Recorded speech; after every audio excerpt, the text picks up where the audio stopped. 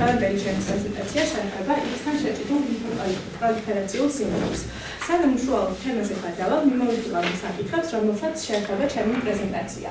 დღეს განვიხილავ თავდაპირველად დავიწყე კლინიკური შემთხვევით, რადგანაც უფრო კარგად გავიგოთ ის კლინიკური მანიფესტაციები, რომელიც ახასიათებს უშუალოდ ამ მდგომარეობას. შემდეგ განვიხილავ დაავადების ეტიოლოგიასა და პათოგენეზს, ასევე განვიხილავ მკურნალობის მეთოდს და სტატისტიკურ მონაცემებს, როგორ არის გავრცელებული მსოფლიოში, თუ ახასიათებს რაიმე ეთნიკური ან რასობრივი ჯგუფები, რომელიმე რასობრივი ჯგუფის დომინანტობა და ასე შემდეგ.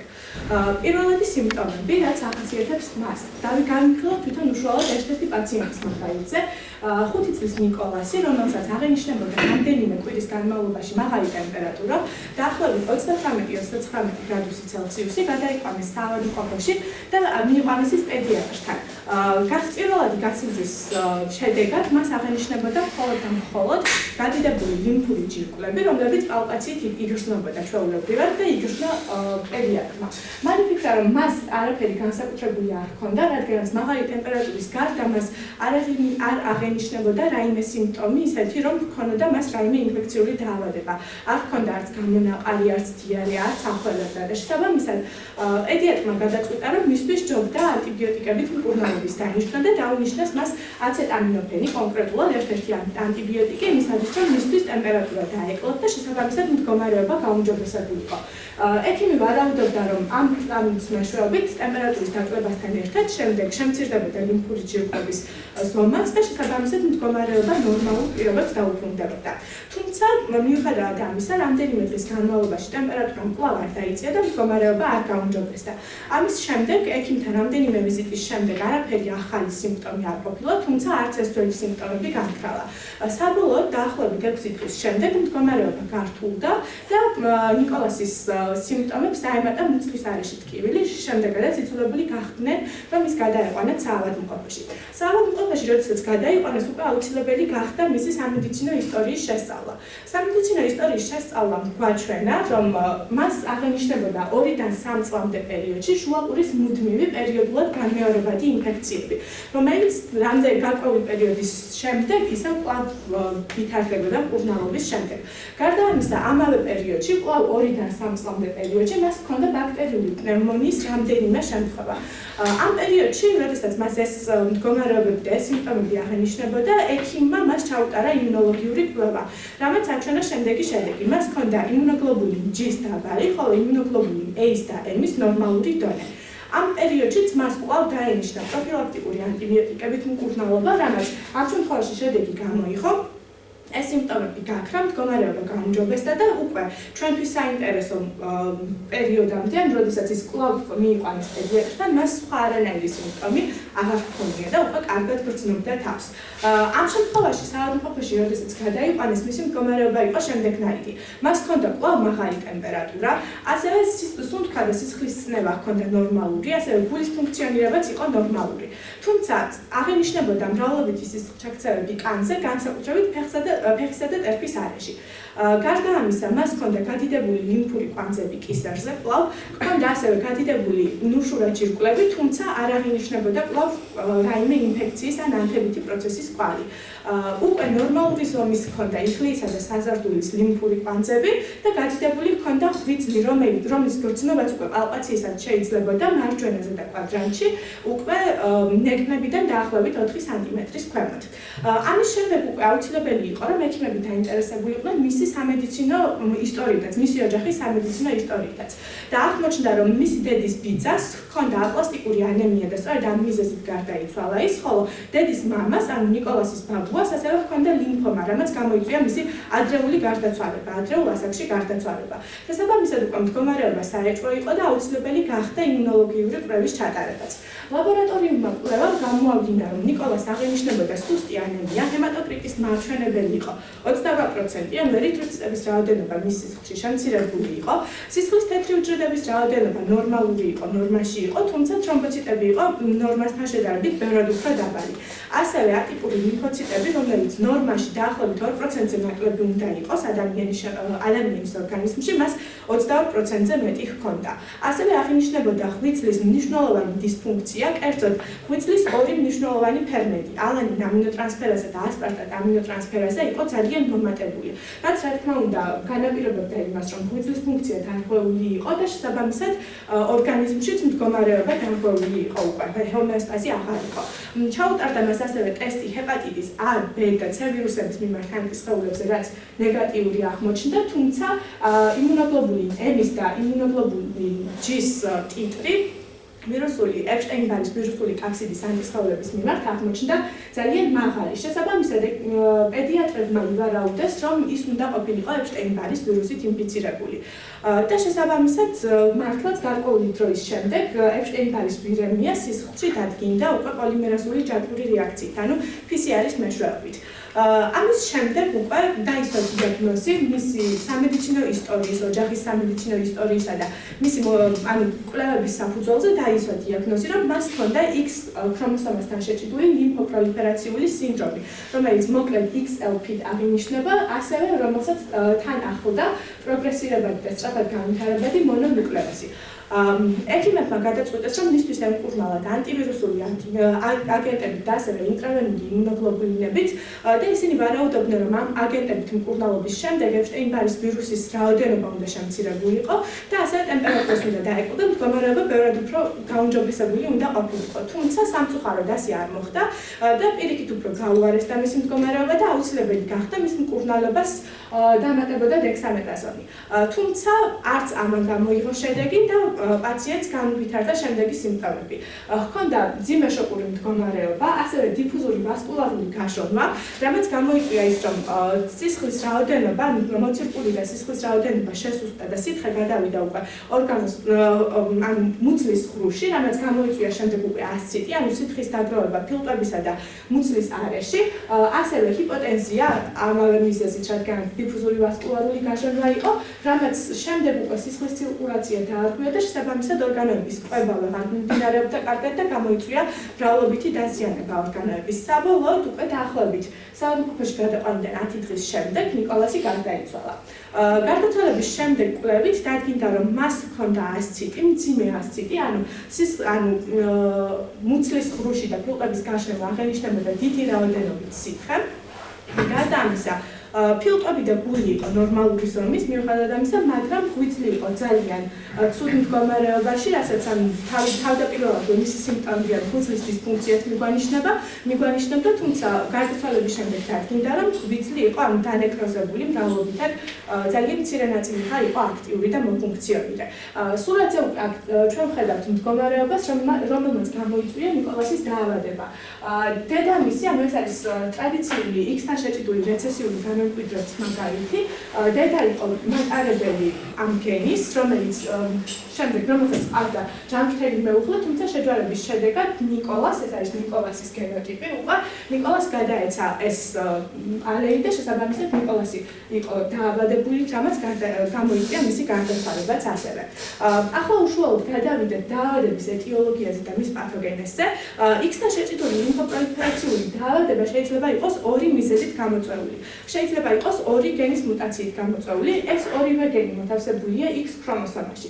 პირველი გენი ეს არის SH2D1A გენი, რომელიც აკოდირებს ერთ-ერთ სასიგნალო მოლეკულას, რომელსაც SAP ეწოდება შემოკლებით. SAP მიეკუთვნება ლიმფოციტების მასტიმულირებელ მოლეკულას, რომელიც წვევს შესაბამისად უკვე ლიმფოციტების პროლიფერაციის კონტროლს, რა შემთხვევაში უნდა მოხდეს ლიმფოციტების პროლიფერაცია, როდის არის ეს ორგანიზმისთვის საჭირო.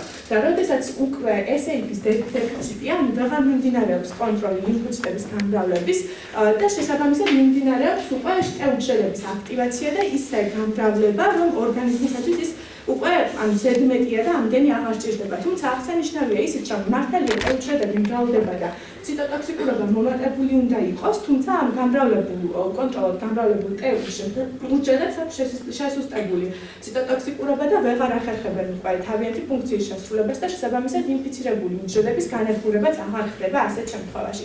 ეს არის XLP-ის გამოწვევი ერთი მიზეზი, ხოლო მეორე მიზეზი არის მეორე გენი BIRC4 გენი, რომელიც ასევე X-თან არის არის შეჭიდული, იქ მდებარეობს და უკვე ის აკოდირებს აპოპტოზის გაინჰიბირებელ პროტეინებს. ეს პროტეინები აინჰიბირებენ კასპაზების მოქმედებას, რომელიც როგორც ვიცით, უკვე კასპაზები იწვევენ სტიმულაციას აპოპტოზის.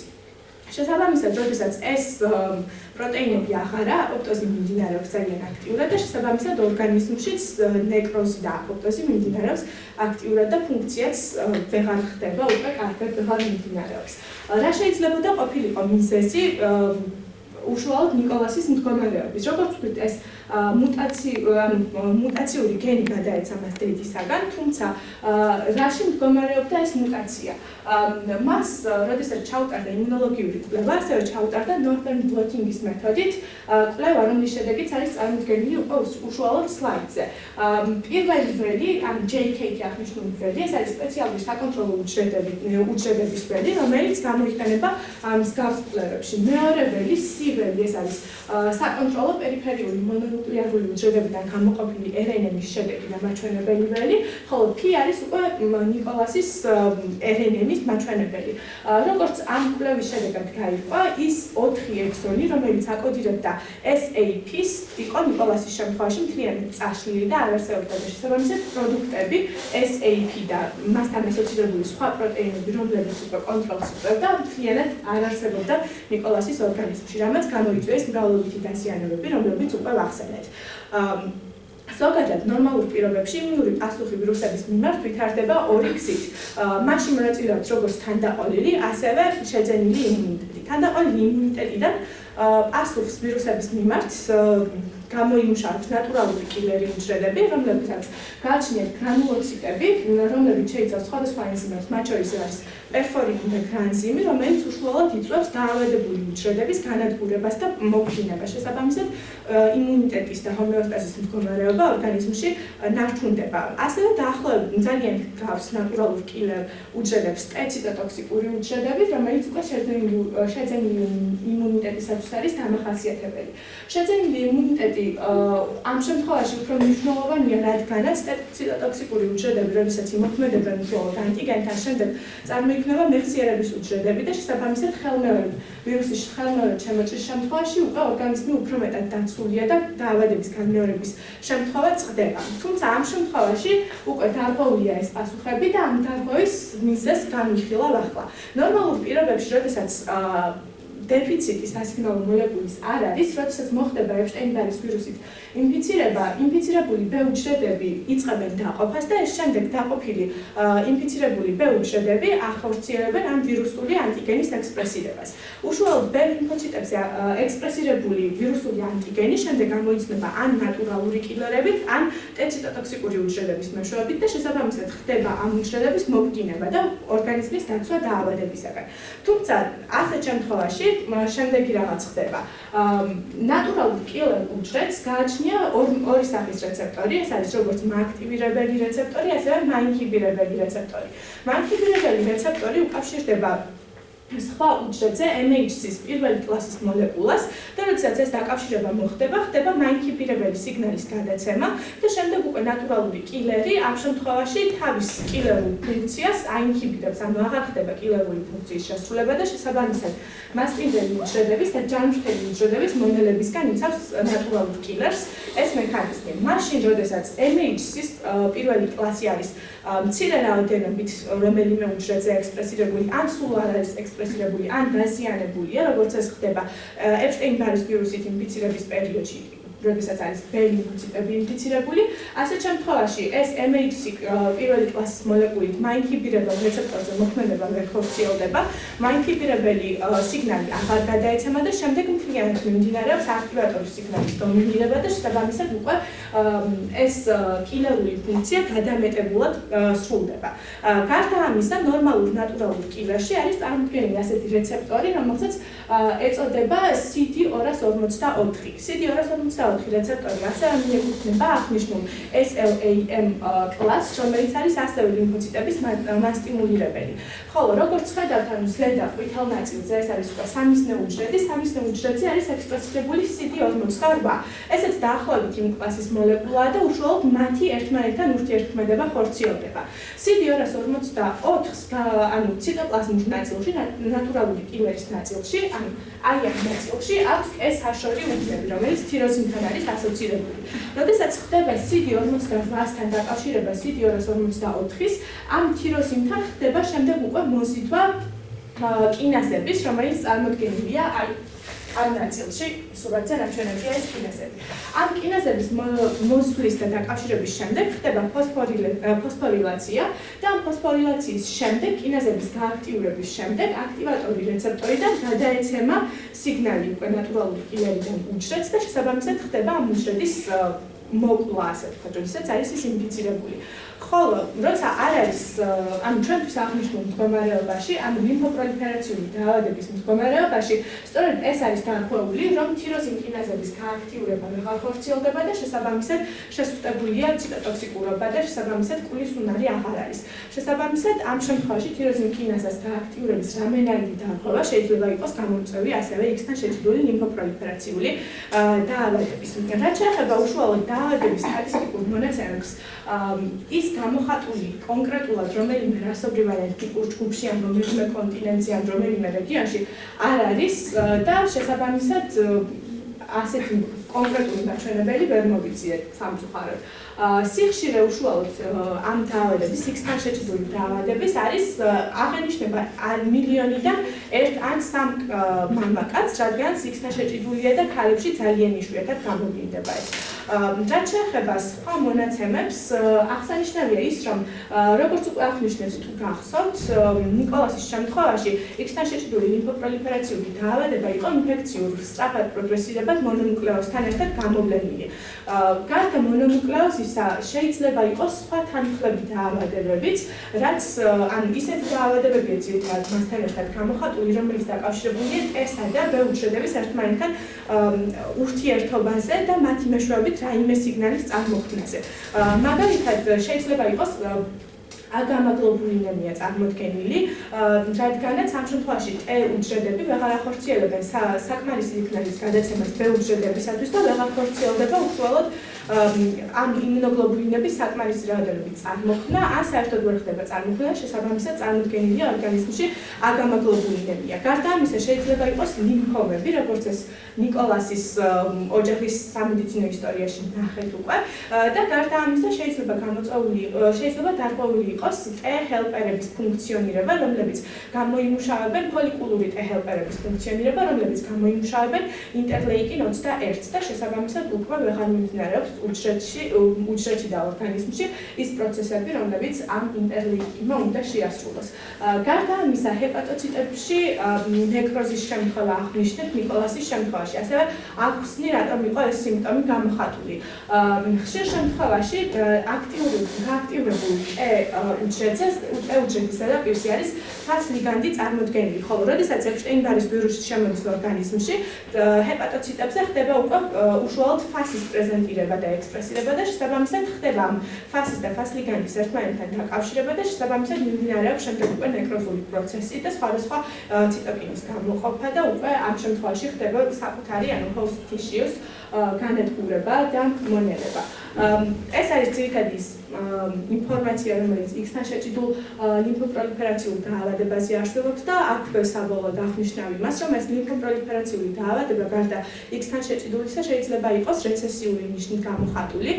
რეცესიული ნიშნით გამოხატული ძირითადად ხდება ინტერლეიკინზე დამოკიდებული სხვადასხვა ნივთიერებების ნაკლებობით ან მასში, ან სიგნალის გადაცემის რაიმე დარღვევის შემთხვევაში და შესაბამისად, რადგანაც აუტოსომურ რეცესიულია ეს ნიშანი, უკვე შეიძლება გამოვიდეს ასეთი ლიმფოპროლიფერაციული დაავადება უკვე როგორც მამაკაცებში, ასევე ქალებში.